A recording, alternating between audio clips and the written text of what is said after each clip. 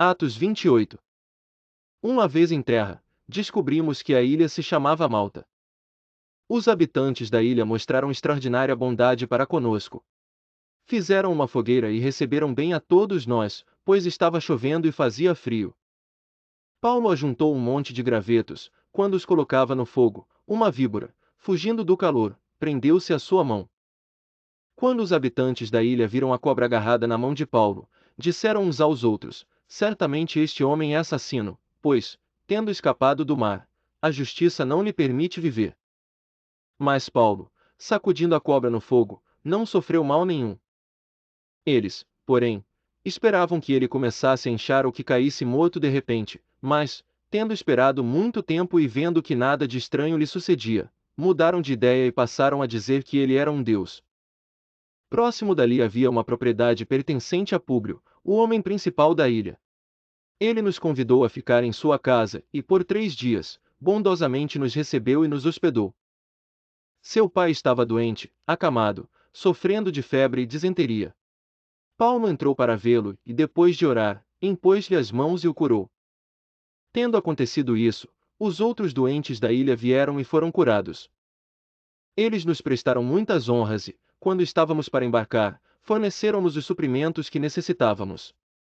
Passados 3 meses, embarcamos num navio que tinha passado o inverno na ilha. Era um navio alexandrino, que tinha por emblema os deuses gêmeos Castor e Pólux.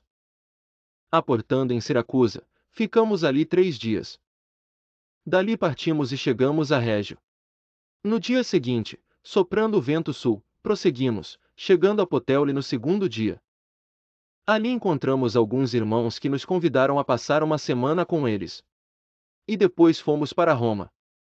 Os irmãos dali tinham ouvido falar que estávamos chegando e foram até a praça de Ápio e às 3 vendas para nos encontrar. Vendo-os, Paulo deu graças a Deus e sentiu-se encorajado. Quando chegamos a Roma, Paulo recebeu permissão para morar por conta própria, sob a custódia de um soldado. 3 dias depois, ele convocou os líderes dos judeus. Quando estes se reuniram, Paulo lhes disse: meus irmãos, embora eu não tenha feito nada contra o nosso povo nem contra os costumes dos nossos antepassados, fui preso em Jerusalém e entregue aos romanos. Eles me interrogaram e queriam me soltar, porque eu não era culpado de crime algum que merecesse pena de morte. Todavia, tendo os judeus feito objeção, fui obrigado a apelar para César, não porém, por ter alguma acusação contra o meu próprio povo. Por essa razão pedi para vê-los e conversar com vocês. Por causa da esperança de Israel é que estou preso com estas algemas. Eles responderam: não recebemos nenhuma carta da Judéia a seu respeito, e nenhum dos irmãos que vieram de lá relatou ou disse qualquer coisa de mal contra você. Todavia, queremos ouvir de sua parte o que você pensa, pois sabemos que por todo lugar há gente falando contra esta seita. Assim combinaram encontrar-se com Paulo em dia determinado, indo em grupo ainda mais numeroso ao lugar onde ele estava.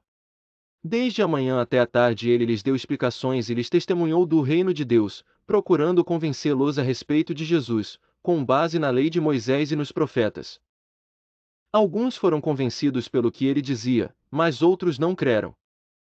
Discordaram entre si mesmos e começaram a ir embora, depois de Paulo ter feito esta declaração final, bem que o Espírito Santo falou aos seus antepassados, por meio do profeta Isaías.